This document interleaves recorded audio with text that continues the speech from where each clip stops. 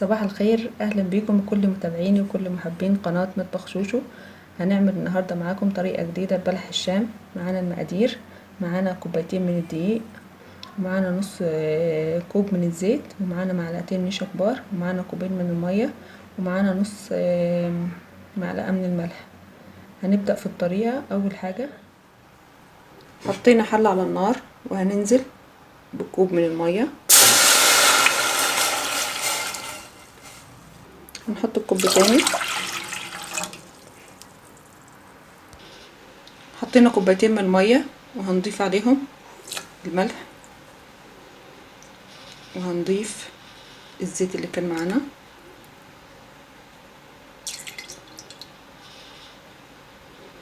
وهنستناهم لحد ما تغلي المية مع الزيت والملح. هنقلبهم تغلي المية معانا، وهننزل كوبايتين من الدقيق ومعلقتين نشا،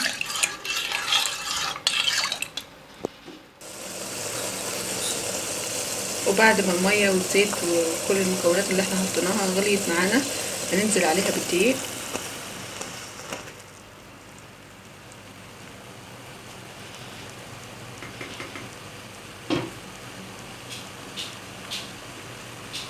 هننزل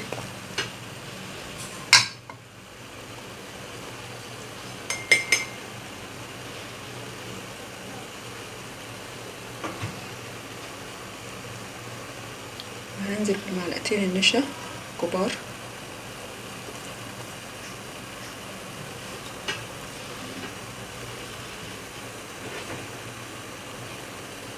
وهنبدأ نقلب الخليط مع بعض لحد ما يتماسك ويبقى عجينة معانا.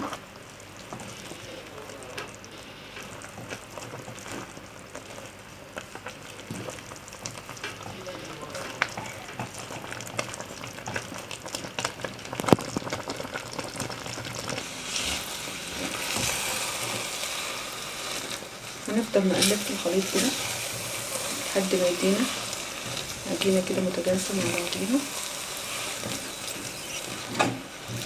الأول طبعا هيبقى فيه تكتلات من الدقيق كده، هنفضل نقلب فيه. هنهدي النار شوية وهنفضل نقلب فيه لحد ما يدينا عجينة متماسكة.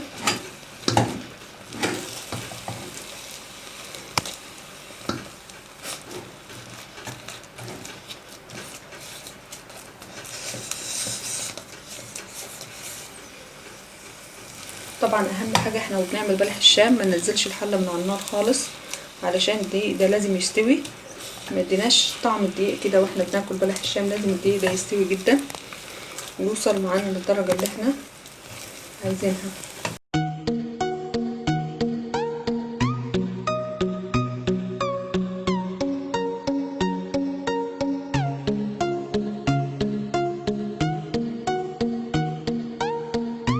بدأت العجينه تلم معانا،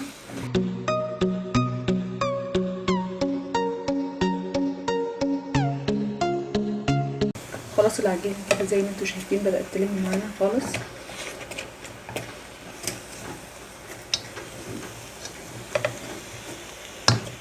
بقت زي كتله واحده.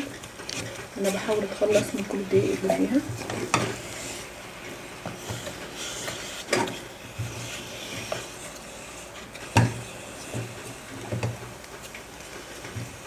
بس كده ادتنا القوام المطلوب اللي احنا عايزينه من العجينه. بس كده هنطفي النار على العجينه ونسيبها تبرد، وبعد كده ننزل عليها بالبيض. ورجعنا لكم تاني بعد ما بردت العجينه معانا وحضرنا البيض. هنحط عليه نقطتين من الفانيليا سايله،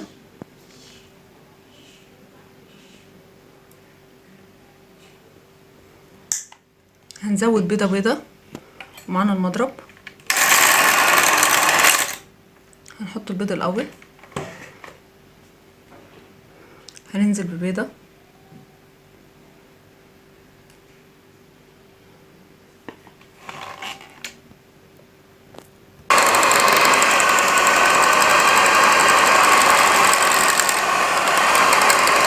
هننزل بالبيضه الثانيه،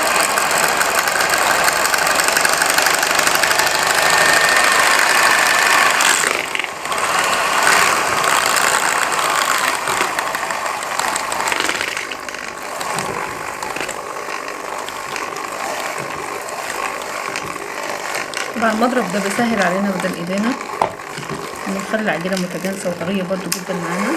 في الاول بس عشان العجينه لسه ما خدتش البيض الكافي معاها.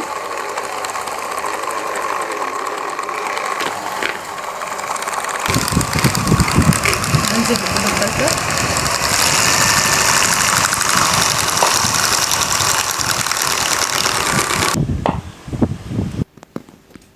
حسيت ان العجينه محتاجه بيضه كمان، هنزودها بيضه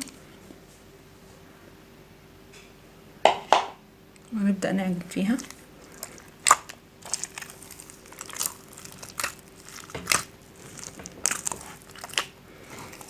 هنفضل نعجن فيها لحد ما تدينا عجينة متماسكة وطرية، لا هي طرية قوي ولا هي ناشفة.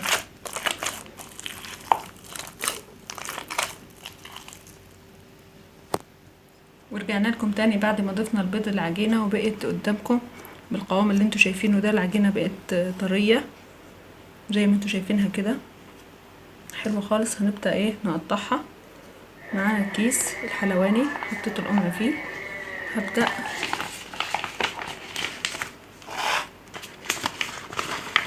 احط العجينة.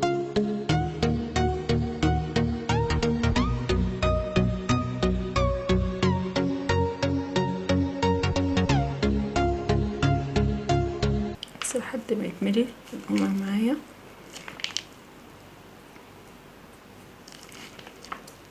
يلا بينا نقطع معاكم بلح الشام.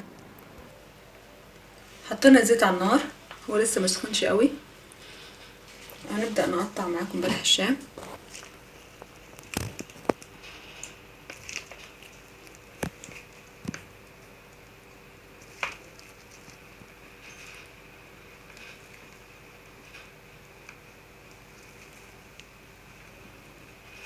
بسم الله الرحمن الرحيم.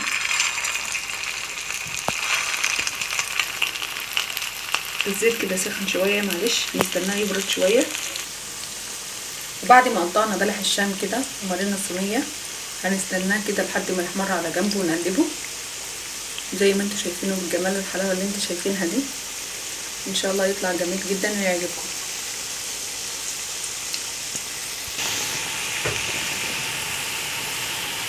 وبدأ يحمر معانا من على الجنب، بدأنا نقلب فيه.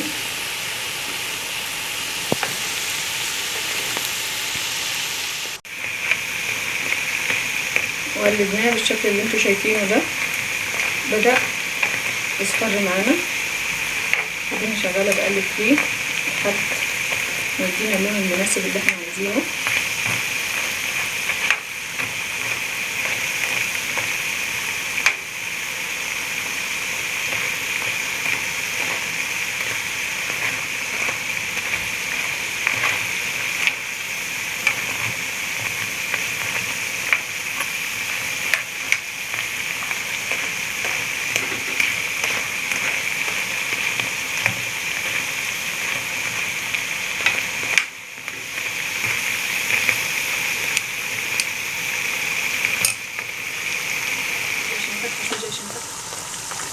وبدأ بلح الشام يحمر معانا بالشكل اللي انتوا شايفينه ده. انا هبدأ اطلع فيه. طبعا انا حضرت الشربات عشان ده طريقته سهله. حطيت كوبايه ونص من السكر وكوبايه ونص من الميه ونص عصره ليمونه ونقطتين من الفانيليا السايله لحد ما وصل القوام اللي انا عايزاه. طبعا احنا عارفين بلح الشام بيحب الشربات بتاعه يكون برضو تقيل شويه غير القلاش وغير الكنافه. فهنبدأ دلوقتي هننزل بلح الشام في الشربات بتاعنا.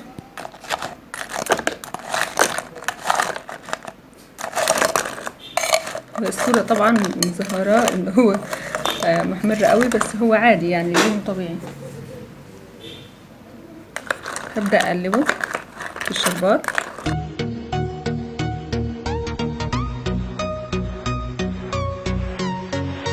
ده هيكون شكل بلح الشام معانا.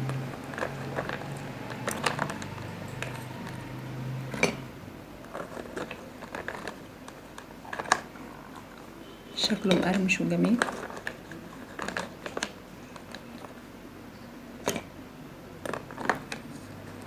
بس هزق بقى الكمية وارجع لكم تاني.